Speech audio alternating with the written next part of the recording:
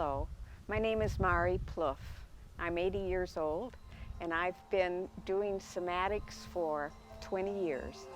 I found it when I was taking yoga, and I'd been doing yoga for about 20 years before that. But somatics enhanced my life tremendously.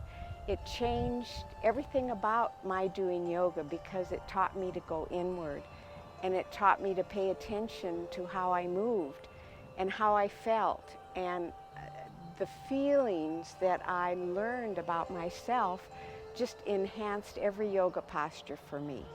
So when I first moved to this area of San Diego and I began teaching at the senior center, I always incorporated a lot of somatic exercises in my class, and I think that's why they were so popular with seniors, because it slowed them down. And I'm like James, when I would teach, it was like I'd explain every move so that they could close their eyes and get more inward, and it really made a difference in their lives. And I sure think that you'll get a lot out of it too. All right, the third set is to come, we're going to change positions and lie on your belly. I call this the Sphinx position. So your elbows are underneath, stacked underneath your shoulders, palms facing down, toenails are on the floor. With this one, if you have lower back challenges, one of the tips for this is to push your pelvis into the floor. In fact, let's do that right now. So tuck your pelvis underneath and then release. Good. All right, and so leading now with your back, bring your shoulder blades together and arch your lower back. Good, and then curl over, chin to chest, broaden your shoulders and lift your belly just slightly. Nice. And reverse. Bring the shoulder blades back, keep tucking that pelvis. If you want to use your breath, exhale, round forward, chin to chest.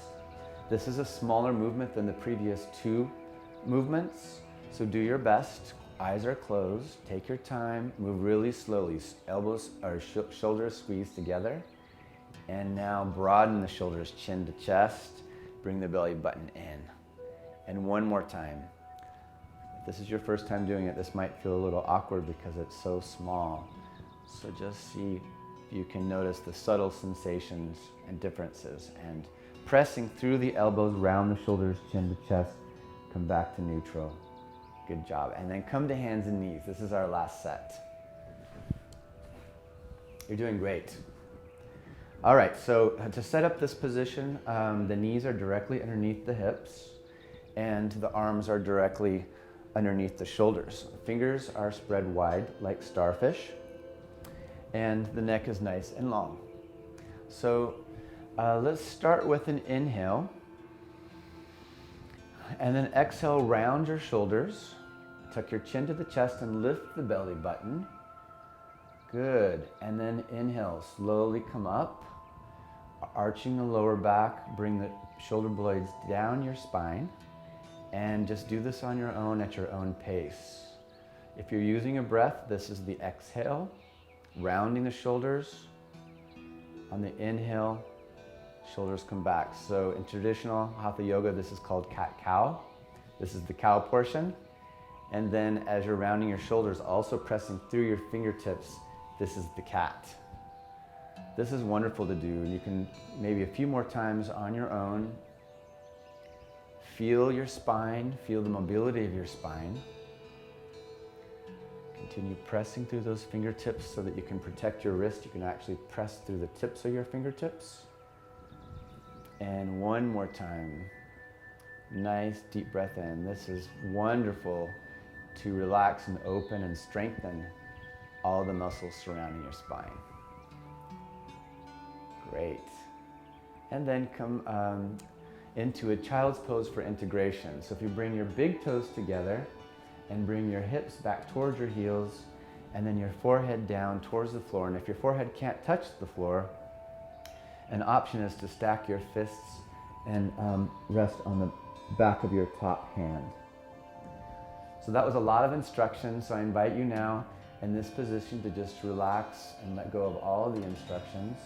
Another option is to bring your arms down by your side.